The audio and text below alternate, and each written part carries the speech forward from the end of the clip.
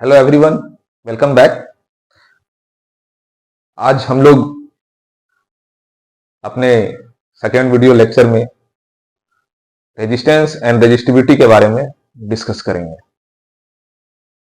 पिछले लेक्चर्स में मैंने बताया कि क्या क्या इंपॉर्टेंट पॉइंट है अभी तक इलेक्ट्रिसिटी में। इसमें हमने डिस्कस किया चार्ज के बारे में, करंट के बारे में, वोल्टेज के बारे में, वोल्टेज एंड करंट के बीच का रिलेशन, इलेक्ट्रिक सर्किट। आज हम लोग डिस्कस करने वाले हैं बहुत इंपॉर्टेंट पॉइंट्स इस चैप्टर का जो है वो है रेजिस्टेंस एंड रेजिस्टिविटी। इस टॉपिक पे क्वेश्चन आता है, जरूर आता है एक तरह से कहें कोई ना कोई पार्ट में, 1 नंबर का हो, 2 नंबर का हो, 3 का हो या फिर 5 नंबर का हो। तो रेजिस्टेंस क्या है, जैसे थोड़ा इंट्रोडक्शन हमने पिछले क्लास में भी दिया था। Resistance is just the opposition offer to the flow of charge in a given conductor होता है। ऑपोजिशन ऑफर किया जाता है किसी भी कंडक्टर के द्वारा to the flow of charge, उसको हम लोग रेजिस्टेंस कहते हैं। रेजिस्टेंस से ही हमारा एक वर्ड निकलता है रेजिस्टिविटी। तो हम लोग इन दोनों टॉपिक के बारे में डिस्कस करेंगे और क्या क्या चीजों पे ये दोनों टॉपिक, दो पॉइंट्स है वो डिपेंड करते हैं, वो बहुत इंपॉर्टेंट है और इस पे क्वेश्चन जरूर आता है। तो पहले हम लोग रेजिस्टेंस से शुरू करते हैं। जैसे कि आप लोग जानते हैं रेजिस्टेंस जो होता है वो अपोजिशन ऑफर किया जाता है किसी कंडक्टर के द्वारा। तो ये कंडक्टर के किस किस पॉइंट पे और किस किस कैरेक्टरिस्टिक्स पे डिपेंड करता है। तो रेजिस्टेंस जो होता है वो हमारा वो कंडक्टर की लेंथ पे डायरेक्टली प्रोपोर्शनल होता है। पहला point, directly proportional to the length of the given conductor. दूसरा क्या होता है, directly proportional to the length, हम लोग जानते हैं लंबाई बढ़ेगा तो रेजिस्टेंस बढ़ेगा। एक्सपेरिमेंटली भी प्रूफ किया हुआ ये सब है पॉइंट्स। जैसे कि एक तार है, 1 मीटर का तार रखे हैं तो करंट 1 मीटर तक फ्लो कर रहा है तो रेजिस्टेंस 1 मीटर के तार के हिसाब से चलेगा। सपोज दैट रोड में आप चल रहे हो, 1 किलोमीटर तक जाम है तो 1 किलोमीटर आप लोग को अपोजिशन मिलेगा। 2 किलोमीटर जाम हुआ तो 2 किलोमीटर मिलेगा। वैसे ही है, लेंथ को अगर बढ़ाएंगे तो जो अपोजिशन ऑफर मिलेगा किसी कंडक्टर में वो बढ़ जाता है। तो ये डायरेक्टली प्रोपोर्शनल होता है लेंथ के। दूसरा पॉइंट होता है एरिया ऑफ क्रॉस सेक्शन। तो रेजिस्टेंस जो होता है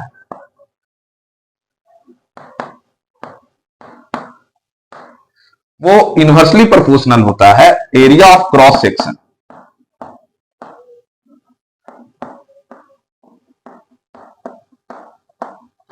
एरिया ऑफ क्रॉस सेक्शन क्या होता है वो जानना है। ये किसी कंडक्टर का एरिया, मतलब मान लेते हैं ये एक सिलिंड्रिकल फॉर्म में है हमारा, तो क्रॉस सेक्शनल एरिया क्या, करंट जनरली वायर में जाता है जो सिलिंड्रिकल फॉर्म में ही होता है, तो इससे ज्यादा अच्छे से समझ में आएगा। तो एरिया ऑफ क्रॉस सेक्शन मतलब करंट जैसे चल रहा है इस वायर में, अलोंग दिस लेंथ चलेगा, तो वो एंट्री पॉइंट क्या है, किस पॉइंट पे इंटर कर रहा है, चल किस डायमेंशन में रहा है, उस डायमेंशन को लेते हैं। तो इस क्रॉस सेक्शन एरिया के बारे में बात करेंगे। मतलब अब सिलेंडर का ये क्रॉस सेक्शनल एरिया कैसा होता है, सर्कुलर। तो एरिया ऑफ क्रॉस सेक्शन इस वायर का जनरली सर्कुलर पोर्शन में लेते हैं हम लोग। कभी भी वायर लिखा हुआ होता है तो एक चीज जरूर याद रखना है कि जो area of cross section wire का लिया जाता है, जनरल वायर, वो सर्कुलर फॉर्म में ही होता है, सिलिंड्रिकल वायर।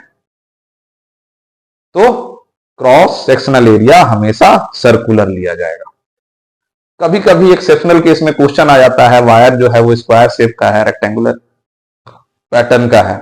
जैसे अब हम लोग समझ सकते हैं क्रॉस सेक्शनल एरिया, जैसे हम लोग को रूम से निकलना है बात, तो हम लोग रूम के लिए दरवाजा है, बाहर निकलने के लिए चाहे अंदर आने के लिए, तो हम लोग जो एंट्री पॉइंट एग्जिट करते हैं, एंट्री है, वही हमारा एक क्रॉस सेक्शनल एरिया बताता है कि हम लोग चल कैसे रहे हैं। तो एक रेक्टेंगुलर फेज आएगा, रूम में घुसेंगे तो रूम क्यूब वाइड है, उससे मतलब नहीं है, बट एंट्री पॉइंट आपका क्या है, तो रेक्टेंगुलर।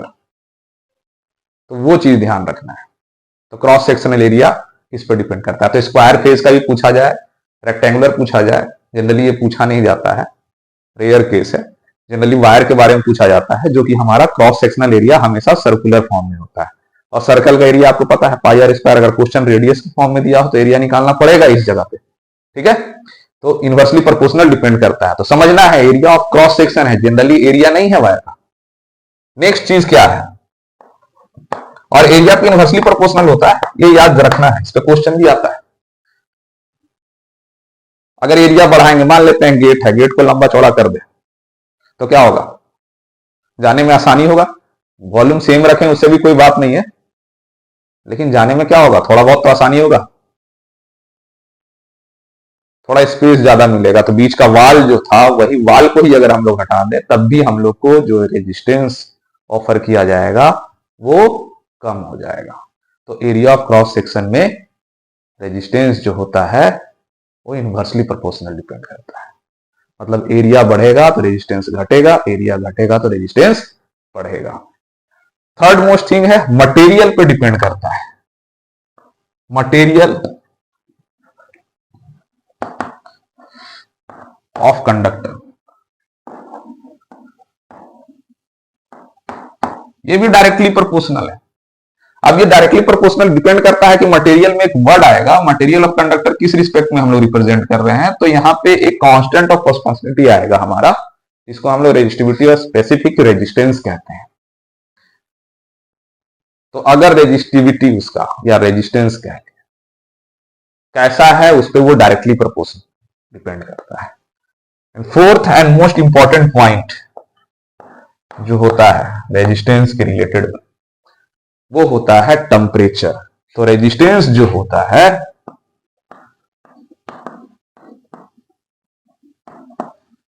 वो डायरेक्टली प्रोपोर्शनल होता है टेम्परेचर पर। यानी टेम्परेचर बढ़ाइएगा तो रेजिस्टेंस बढ़ेगा, टेम्परेचर घटाइएगा तो रेजिस्टेंस घटेगा। रेजिस्टेंस टेम्परेचर पे कैसे डिपेंड करता है, अब ये कहां से सवाल आया। तो हम लोग ओम्स लॉ में भी देखे थे कि टेम्परेचर कांस्टेंट रखेंगे तो हमारा वेरीफाई कर रहा है, लेकिन अगर टेम्परेचर में वेरिएशन आता है तो ओम्स लॉ भी वेरीफाई नहीं होता है। एक चीज वहां से भी याद रखना है। तो टेम्परेचर बढ़ाते हैं तो होता क्या है, कोई भी मटेरियल जो उसका रेजिस्टिविटी रखा है अपना, उसके इलेक्ट्रॉन के लैटिस में रैंडमनेस ज्यादा आ जाता है। तो जो रैंडमनेस उथल पुथल जो ज्यादा आ गया उसके कारण क्या होता है, वो आपको चलने में दिक्कत करेगा। तो अगर कोई भी चीज आपको चलने में दिक्कत करता है तो वो आपका रेजिस्टेंस बढ़ा रहा है, पोजीशन क्रिएट कर रहा है। कोई भी रोड में चल रहे हैं, भीड़ ज्यादा है और एक आदमी उसी में थोड़ा बहुत ज्यादा इधर उधर दाएं बाएं कर रहा है, तो क्या होगा, आपको दारू पिया हुआ आदमी है तो सीधा तो चलेगा नहीं, तो आपको वो सोचोगे आपकी कैसे इससे बाहर की, तो अपोजिशन बढ़ा देता है। तो टेम्परेचर बढ़ने से अपोजिशन क्या होता है, बढ़ जाता है। तो अपोजिशन बढ़ रहा है तो कौन सा चीज बढ़ जाएगा, रेजिस्टेंस। तो इन टॉपिक पे क्वेश्चन भी आता है कि रेजिस्टेंस कैसे डिपेंड कर रहा है, तो लेंथ को हम डबल करेंगे तो रेजिस्टेंस कैसे होगा। तो डायरेक्टली प्रोपोर्शनल है, लेंथ गेट डबल तो रेजिस्टेंस भी double. Area of cross section में क्या होगा, area of cross section double करेंगे तो रेजिस्टेंस पे कैसे असर पड़ेगा। तो यहाँ 2 लिख के देखो क्या होगा, हाफ हो जाएगा नया रेजिस्टेंस। मटेरियल पे तो डिपेंड करेगा ही, अच्छा रेजिस्टिविटी का मटेरियल, आगे पढ़ेंगे, अच्छा रेजिस्टिविटी का मटेरियल है तो ज्यादा अच्छा कंडक्टर है, कम रेजिस्टिविटी का मटेरियल है तो कम कंडक्ट करेगा, तो अपोजिशन ऑफर करता है। तो इसलिए मटेरियल ऑफ कंडक्टर हमारा रेजिस्टिविटी जो निकल के आता है उस पर हम लोग डिपेंड करवाएंगे। नेक्स्ट आता है रेजिस्टेंस टेम्परेचर पे कैसे डिपेंड करता है। अच्छा, तो टेम्परेचर से रिलेटेड एक दो क्वेश्चन आता है, जैसे हम लोग ओम्स लॉ में मटेरियल के रिस्पेक्ट में एक ग्राफ का क्वेश्चन बनाए थे, तो इसमें इस तरह का क्वेश्चन भी कभी कभी आता है। ये देखिए क्वेश्चन, सपोज दैट आप VI ग्राफ बना रहे हैं, VI ग्राफ पे तो हमेशा आपका रेजिस्टेंस ही बनेगा, लिखा हुआ मिलेगा टेम्परेचर T2 ज्यादा बड़ा है या टेम्परेचर T1 ज्यादा बड़ा है। अब बताइए, from the given graph you have to find the temperature of T1 और T2 at which one is greater, कौन सा बड़ा है, T1 बड़ा होगा या T2 बड़ा होगा। तो एक चीज यहां से हम जान रहे हैं कि टेम्परेचर बड़ा होगा तो रेजिस्टेंस बड़ा होगा, ऑब्वियसली बात है। और यहां पे कल हम लोग सीखे थे, पिछले लेक्चर में सीखे थे, जो नहीं देखा है लेक्चर वो पीछे वाला लेक्चर देखेंगे आप, तो वहां पे हम लोग इस चीज के बारे में भी डिस्कस किए हैं कि मेटल कैसे रेजिस्टेंस वेरी करता है ओम्स लॉ पे। तो T1 जो V के बगल में है T2, तो T2 का रेजिस्टेंस ज्यादा होगा। तो अगर T2 का रेजिस्टेंस ज्यादा होगा तो T2 का टेम्परेचर भी ज्यादा होगा, और T1 का रेजिस्टेंस कम है तो जिसका रेजिस्टेंस कम होगा उसका टेम्परेचर भी कम होगा। सिंपल, रेजिस्टेंस जिसका ज्यादा टेम्परेचर उसका ज्यादा, रेजिस्टेंस जिसका कम टेम्परेचर उसका कम, डायरेक्टली प्रोपोर्शनल है। तो कंफ्यूज नहीं हो जाना है कि नया चीज पूछ दिया गया है, T2 T2 T1 कहां से आया, आ सकता है। अब किसी के रिस्पेक्ट में पूछा जा सकता है, जैसे लेंथ के रिस्पेक्ट में पूछ देते हैं, तो भी आप जिसका ज्यादा रेजिस्टेंस होगा उसमें लेंथ ज्यादा होगा। रेजिस्टेंस हम लोग डिपेंड कर रहे हैं, बोला जाएगा कि दो वायर दिया हुआ है, दोनों का मटेरियल एक ही है, लेंथ किसका ज्यादा है बताओ, तो जिसका रेजिस्टेंस ज्यादा होगा, एक ही मटेरियल का वायर है, उसका लेंथ ज्यादा होगा जरूर, क्योंकि ज्यादा रेजिस्टेंस ऑफर कर रहा है मतलब लेंथ ज्यादा होगा। कम रेजिस्टेंस ऑफर कर रहा है तो लेंथ कम होगा। तो L1 L2 भी लिख के पूछा जा सकता है आपसे। एरिया को रिस्पेक्ट में भी लिख के पूछा जा सकता है। एरिया के रिस्पेक्ट में नहीं पूछा जाता है, क्वेश्चन पूछा जाता है रेडियस के रिस्पेक्ट में। तो रेडियस का ग्राफ हम लोग देखेंगे तो उसका भी इनवर्सली प्रोपोर्शनल वाला ग्राफ बनता है।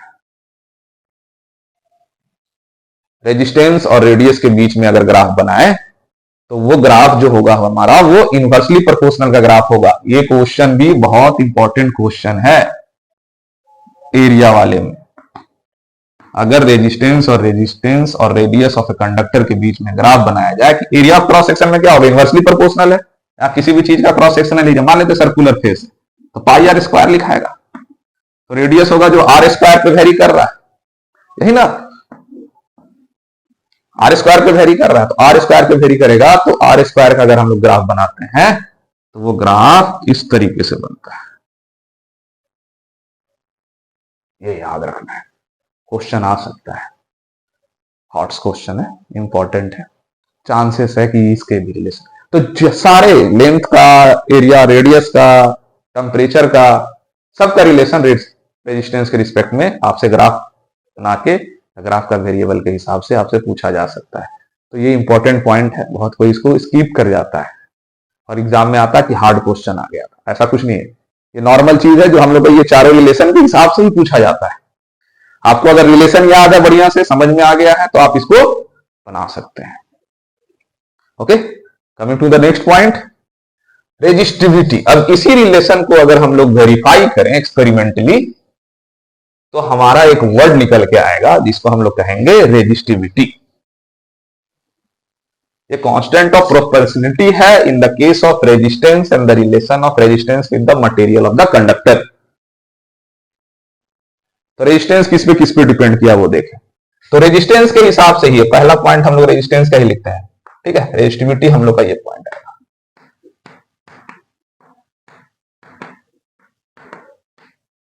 तो रेजिस्टिविटी कहां से आता है, तो हम लोग रेजिस्टेंस का पहला पॉइंट लिखें कि रेजिस्टेंस जो होता है वो directly proportional to length of the conductor होता है। ये फर्स्ट हो गया। दूसरा, रेजिस्टेंस जो होता है वो inversely proportional to the area of the conductor होता है।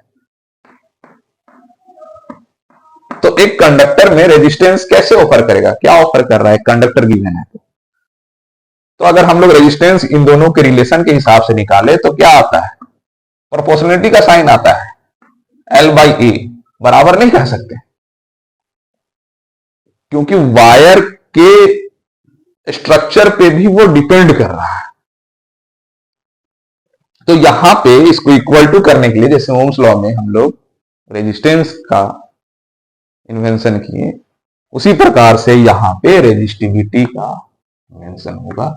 इक्वल टू हम लोग तब कह सकते हैं कि मटेरियल का भी अपना क्या कैरेक्टरिस्टिक्स है अपोजिशन ऑफर करने का, अपॉन लेंथ अपॉन ए। यहां से एक वर्ड आता है, इसको हम लोग कहते हैं रेजिस्टिविटी, जिसको डिनोट किया जाता है किससे, रो से। बोलते क्या है, रेजिस्टिविटी भी बोला जा सकता है इसको, बोलते जो है कॉमन हम लोग वर्ड यूज करते हैं, और स्पेसिफिक रेजिस्टेंस भी बोल सकते हैं, दोनों इसी का नाम है। ये क्या है? कांस्टेंट ऑफ प्रोपोर्शनलिटी है, कांस्टेंट है जो यहां पे हम लोग यूज किए।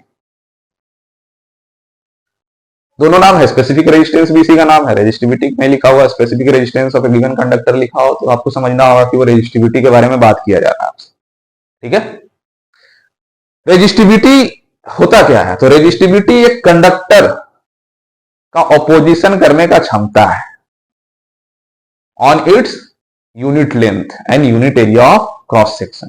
तो हम किसी रेजिस्टेंस को ले लिए, इतना बड़ा रेजिस्टेंस अगर लेते हैं, अगर कॉपर का, अलग अलग तरह का मटेरियल का, कॉपर का, तो उसमें कितना रेजिस्टेंस ऑफर करने का क्षमता होगा? तो जनरली हम 1 मीटर का लेंथ लेते हैं, यूनिट लेंथ लेते हैं, यूनिट क्रॉस सेक्शनल एरिया का मान के चलते हैं, तो उसमें कितना रेजिस्टिविटी ऑफर करने का क्षमता है उसी को हम लोग, रेजिस्टेंस ऑफर करने का क्षमता है उसी को हम लोग रेजिस्टिविटी कहते हैं या फिर स्पेसिफिक रेजिस्टेंस कहते हैं, ठीक है। नॉर्मल चीज है ये, इंपॉर्टेंट पॉइंट है। तो यहां से रेजिस्टिविटी का फॉर्मूला क्या आएगा? हम लोग अगर यही फॉर्मूला यूज करें तो रेजिस्टिविटी का यूनिट भी याद करना है, रो होता है, तो रो हमारा यहां से आएगा RA/L। अब इसका यूनिट निकाल के देखा जाए अगर, तो रो का यूनिट क्या आ सकता है? रेजिस्टेंस किस में आता है? ओम में। एरिया, किसी का भी एरिया लिखोगे ऐसा unit, metre into metre, metre square. Length किस में? तो मीटर में। मीटर मीटर कट गया, बचा क्या? तो ओम मीटर। तो रेजिस्टिविटी का जो यूनिट होगा वो आपका होगा ओम मीटर। रेजिस्टिविटी किससे डिनोट कर रहे हैं? तो रो से डिनोट कर रहे हैं हम लोग, ठीक है, ओम मीटर, याद रखना है। ये हमारा रेजिस्टिविटी का यूनिट है।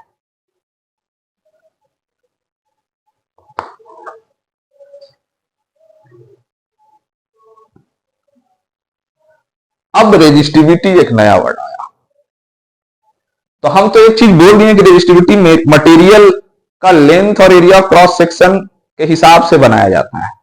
तो एक बार जो रेजिस्टिविटी बन गया किसी मटेरियल का, उस मटेरियल का resistivity area of cross section और लेंथ के हिसाब से कभी नहीं बदलेगा। लेकिन रेजिस्टिविटी भी बदलता है, डिपेंड करता है। ऐसा 100% नहीं। हम लोग जनरली बोलते हैं रेजिस्टिविटी डिपेंड नहीं कर रहा है किसी चीज पर, लेकिन ऐसा नहीं है। रेजिस्टिविटी डिपेंड करता है। किस किस चीज पर डिपेंड करता है?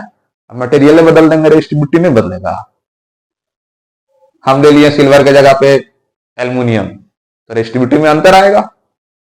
तो मटेरियल पे डिपेंड करता है, आप कैसा मटेरियल यूज कर रहे हैं उस पर रेजिस्टिविटी डिपेंड करता है। और दूसरा किस चीज पे डिपेंड करता है? टेम्परेचर पे भी डिपेंड करता है। क्योंकि टेम्परेचर किस चीज पर डिपेंड कर रहा है? तो मॉलिक्यूलर स्ट्रक्चर में चेंज आने से रेजिस्टेंस भी बदल रहा था, टेम्परेचर पे डायरेक्टली प्रोपोर्शनल था।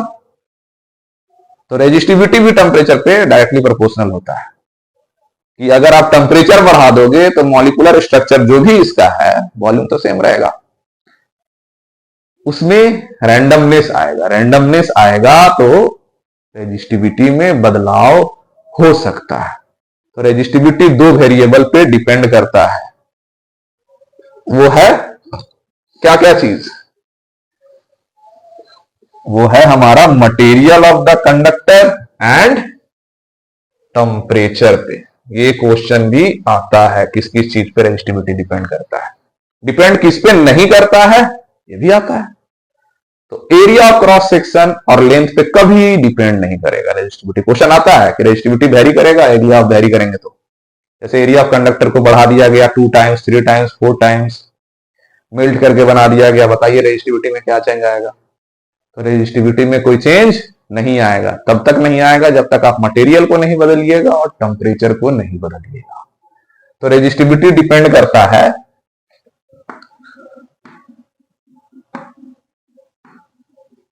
On material of the conductor. Material use directly लिख के याद रखो, एंड टेम्परेचर।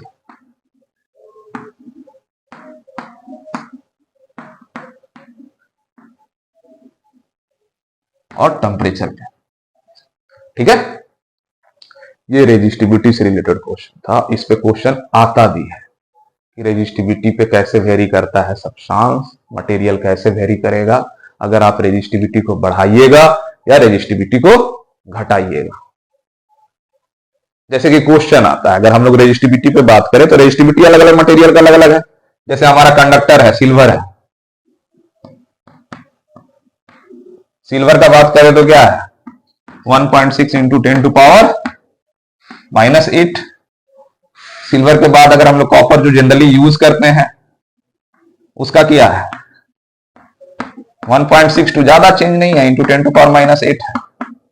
कुछ रेजिस्टिविटी याद रखना होगा क्योंकि बता सको आप कि ये कैसा मटेरियल है। कभी कभी क्वेश्चन आता है रेजिस्टिविटी दिया होगा, आपको बताना होगा मटेरियल कंडक्टर है, एलॉय है या फिर इंसुलेटर है, क्योंकि मटेरियल का रेजिस्टिविटी के हिसाब से उसको हम लोग अपने जरूरत के हिसाब से यूज करते हैं। सपोज दैट हम लोग को अगर कंडक्टर बनाना है, ऐसा मटेरियल बनाना है जिससे करंट आसानी से पास करे, तो हम लोग ये कम से कम रेजिस्टिविटी वाला मटेरियल को यूज करते हैं। सबसे कम किसमें है, सिल्वर में। तो सिल्वर तो महंगा हो गया, इसलिए जनरली हम लोग कॉपर का इस्तेमाल करते हैं। ठीक है, अब ये सवाल है कि हमको हीटिंग एलिमेंट के लिए मटेरियल यूज करना है, तो हम लोग निक्रोम का यूज करते हैं। काहे? अब निक्रोम मटेरियल मेटल तो नहीं है, निक्रोम है क्या? तो जनरली हम लोग थोड़ा सा रेजिस्टिविटी बढ़ा दें किसी का, क्योंकि अब काम क्या है, करंट खाली पास ना हो, कंडक्टर करंट को कंज्यूम करे और उस कंज्यूम्ड करंट को हीट एनर्जी के फॉर्म में ट्रांसफर करे। हमारा तो मकसद यही है। तो उस केस में अब हम लोग एलॉय बनाते हैं। दो या दो से ज्यादा मटेरियल को अगर मिला के कोई मेटल बनाया जाए तो उसको हम लोग एलॉय कहते हैं। यहां निकल, क्रोमियम, मैग्नीशियम एंड आयरन का कंपोजिशन से हम लोग मेटल बनाते हैं जिसको हम लोग निक्रोम कहते हैं। इसका रेजिस्टिविटी क्या होगा? इसका रेजिस्टिविटी निक्रोम का बदल जाता है, 100 इंटू 10⁻⁻6 रह जाता है। अब इस पे क्वेश्चन आता है,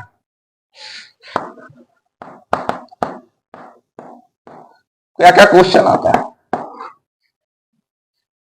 अब रेजिस्टिविटी है तो हर चीज का रेजिस्टिविटी का यूनिट याद रखना है, ओम मीटर हमेशा।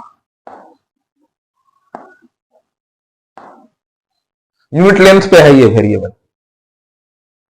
तो ये मटेरियल अब कहां यूज करेंगे? तो क्वेश्चन कभी कभी ये भी आता है कि हीटिंग एलिमेंट में हम लोग किस तरह का मटेरियल यूज करते हैं, उसका रेजिस्टिविटी कैसा होना चाहिए। तो कंपैरेटिवली इसका रेजिस्टिविटी इनसे ज्यादा है तो हम लोग बोलते हैं हाई रेजिस्टिविटी मटेरियल का यूज करते हैं।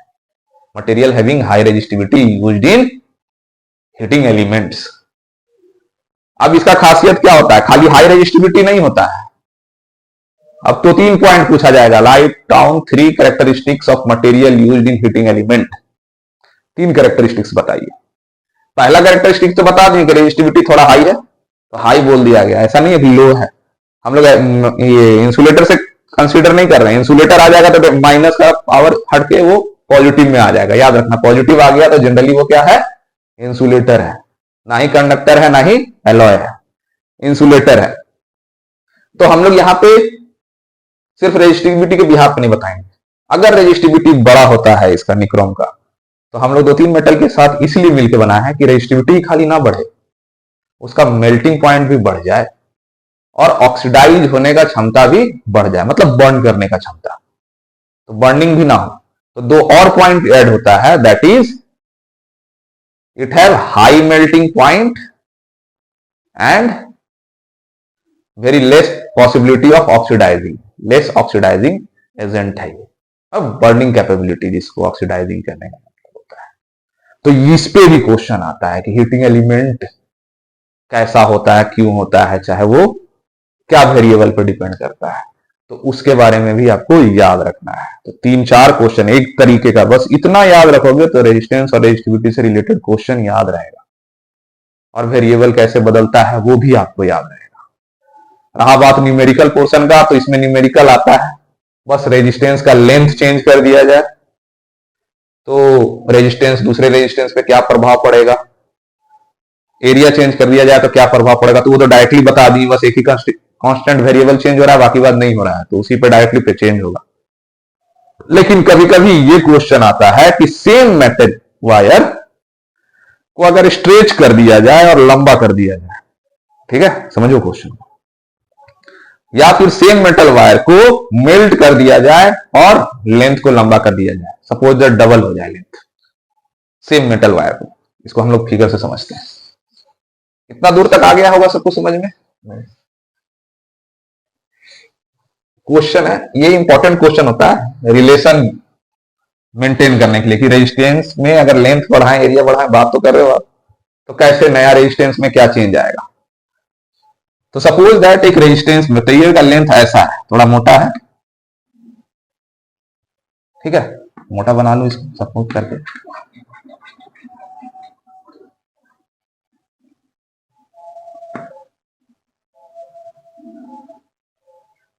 इसको अगर पिघला के आप 2 गुना लंबा करोगे या फिर इसको खींच के 2 गुना लंबा करोगे तो होगा क्या। इसी मटेरियल का एक एल लेंथ था, तो हम इसको 2 गुना लंबा तो कर देंगे, लेकिन करने में क्या होगा, सेम मटेरियल को अगर आप लंबा कर रहे हो, क्वेश्चन याद रखना, सेम मटेरियल बोला जाएगा, same material is being stretched twice और मेल्ट टू स्ट्रेच ट्वाइस।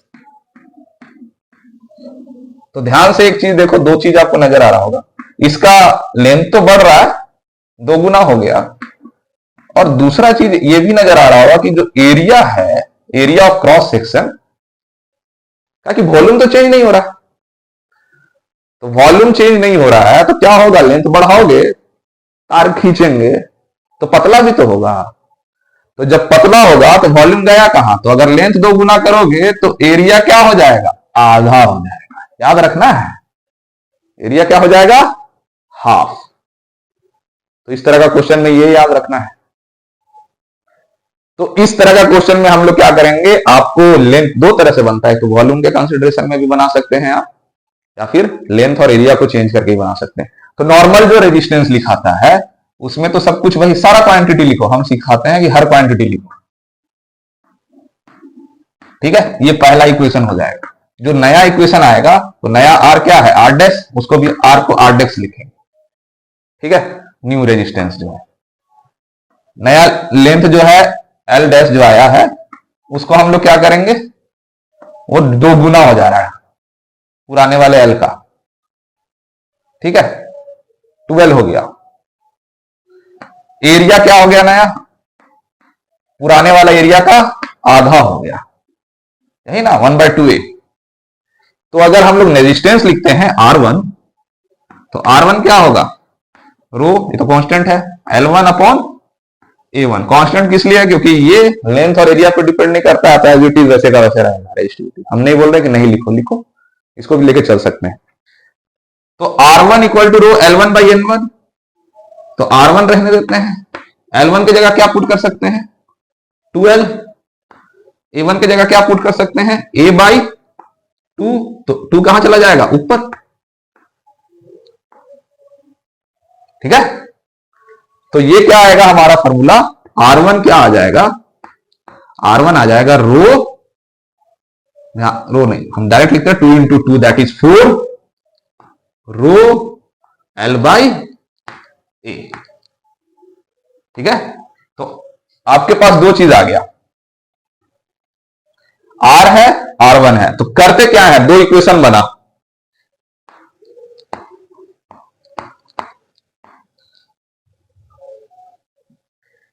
पहला इक्वेशन से और दूसरे इक्वेशन को हम लोग डिवाइड करते हैं, निकालना क्या है, नया रेजिस्टेंस। तो नए वाले को ऊपर रखेंगे, पुराने वाले को नीचे रखते हैं। अगर डिवाइड करेंगे तो क्या आएगा हमारा, पुराने वाला R है, तो R1 की जगह आ गया 4 रो L/A। R क्या था हमारा, जनरल रो L/A था, इसलिए इसको साथ में रखे थे, क्योंकि आप इसको काट सकते हो पूरा। तो बचता क्या है, R1 equal pi R equal to 4। That means if you have to find the resistance और रेशियो, तो 4:1 आएगा। अगर वेरिएबल पूछोगे तो 4R। तो R1 क्या हो जाएगा, 4R, इस तरीके का क्वेश्चन में। Okay, we are coming from there to here. R1 आया था हमारा 4 रो L/A, R तो हम लोग लिए थे रो L/A। तो इस तरीके से आप बनाओगे, ये कंसिडरेबल पॉइंट है, इसमें क्या है, लेंथ डबल हो गया। दूसरा क्या क्वेश्चन आता है, इसी में क्वेश्चन में अगर हम लोग बात करें तो दूसरा तरह का जो क्वेश्चन आएगा वो क्या करेगा कि एक लेंथ ऑफ द वायर दिया हुआ है, इसी वायर को हम लोग क्या करेंगे, अब बैंड कर देना है, ठीक है, ऑफ इक्वल हाफ्स में। मतलब तुमको तार दिए हैं और तार को आधा करके बैंड कर लो। तो जब बैंड करेंगे तार को हम लोग मोड़ेंगे तो क्या होगा, लेंथ तो आधा हो जाएगा। ये जो लेंथ था, सपोज दैट अब इसको एल लेंगे, ये जो लेंथ था वो तो आधा हो जाएगा, लेकिन तार को अगर मोड़ोगे तो दोनों पार्ट मिला के मोड़ने के बाद ये तार तो मोटा हो जाएगा। मान लो तो ये आधा आधा था, लेंथ तो हो गया L/2, लेकिन एरिया क्या हो जाएगा, अगर इसका A था तो ये हो जाएगा 2A। इस तरीके से बन जाएगा। तो दो तरह का क्वेश्चन आ गया, एक तो लंबा किए मेल्ट करके या फिर स्ट्रेच करके, और दूसरा बेंड करके या मेल्ट करके आधा किए। तो जब आधा करते हैं तो सिर्फ एक ही चीज नहीं बदलता है, लेंथ। बहुत कोई कंफ्यूज हो जाता है कि सिर्फ लेंथ चेंज हुआ ना आधा किए तो, नहीं। अगर वही मटेरियल है आप उसको आधा करते हो तो वॉल्यूम तो सेम है। अगर लेंथ आधा हुआ है तो फिर एरिया में क्या अंतर आएगा, तो वो थोड़ा सा थिक हो जाता है, तो एरिया उसका डबल हो जाता है। तो सेम तरीके से क्वेश्चन बनाना है, बस यहां पे क्या होगा, L1 क्या हो जाएगा, L1 हो जाएगा L/2, A1 हो जाएगा 2A, ये आधा आधा हो जाएगा। फिर उसके बाद हम लोग अगर इसको चेंज करें, अब नया लेंथ क्या है, लेंथ आधा हो गया है, एरिया डबल हो गया है, तो R1 लिखेंगे अगर, तो फिर से वो रो L1/A1, तो R1 equal to row L1 की जगह क्या L/2 और A1 की जगह क्या 2A, तो 2 कट आ जाएगा हमारा पार्ट में, तो R1 equal to row L/4A हो जाएगा। ये आ जाएगा दूसरा इक्वेशन। अब अगर फिर से हम लोग R1 का रिलेशन निकालेंगे तो फिर से क्या होगा, R1/R इक्वल टू R1 तो पता चल गया आपको, दैट इज क्या 1/4, अलग करके अगर लिखे तो रो L/A लिख सकते हैं, और ये हमारा रो L/A होता है। ये उसको काट लीजिए आप क्रॉस, तो बचता क्या है, R1/R का जो रेशियो होगा वो आएगा 1/4। अगर रिलेशन निकालिएगा तो R1 क्या आ जाएगा, इसी के हिसाब से R1 आ जाएगा R/4। ओके, ये आपका इक्वेशन आता है। इस तरीके से क्वेश्चन आता है, तो ये भी याद रखना है। अगर रेजिस्टेंस और लेंथ में हमारा रिलेशन आएगा तो ये बहुत इंपॉर्टेंट पॉइंट है। 3-4 तरीके से इस क्वेश्चन को पूछा जाता है। तो ये बेंडिंग वाला, मेल्टिंग वाला, इस पे ज्यादा ध्यान देना, ये कॉन्सेप्चुअल है। जनरली खाली अगर लेंथ खाली बात करा, लेंथ डबल हो गया, बेंड नहीं किया गया, मेल्ट नहीं किया गया, तो उस कंडीशन में सिर्फ और सिर्फ लेंथ को डबल कीजिएगा और सिर्फ एरिया को डबल या हाफ कीजिएगा, ठीक है। मेल्टिंग और बेंडिंग और लिखा हो, स्ट्रेचिंग लिखा हो, सेम वायर को, तब आप इस तरीके से क्वेश्चन को सॉल्व कीजिएगा, ठीक है। तो ये रेजिस्टेंस से रिलेटेड जो हमारा पार्ट में क्वेश्चन बनता है वो आपको याद रखना है, और ये इंपॉर्टेंट पॉइंट है। जो इंपॉर्टेंट पॉइंट था हमारा रेजिस्टेंस और रेजिस्टिविटी से रिलेटेड, वो हम लोग आज डिस्कस किए। नेक्स्ट लेक्चर में हम लोग सीरीज और पैरेलल कॉम्बिनेशन को समझेंगे और उस पर कैसे कैसे क्वेश्चन आता है इजी वे में। जितना हम इजी वे में समझा सकते हैं वो कोशिश कर रहे हैं आप लोगों को, क्योंकि टाइम कम है और ज्यादा से ज्यादा चीजों को कन्वर्ट करना है। तो नेक्स्ट लेक्चर में हम लोग पढ़ेंगे resistance in series and parallel, और कोशिश करेंगे हम लोग आगे भी हीटिंग एलिमेंट तक पढ़ने का। That's all for today. Thank you very much everyone.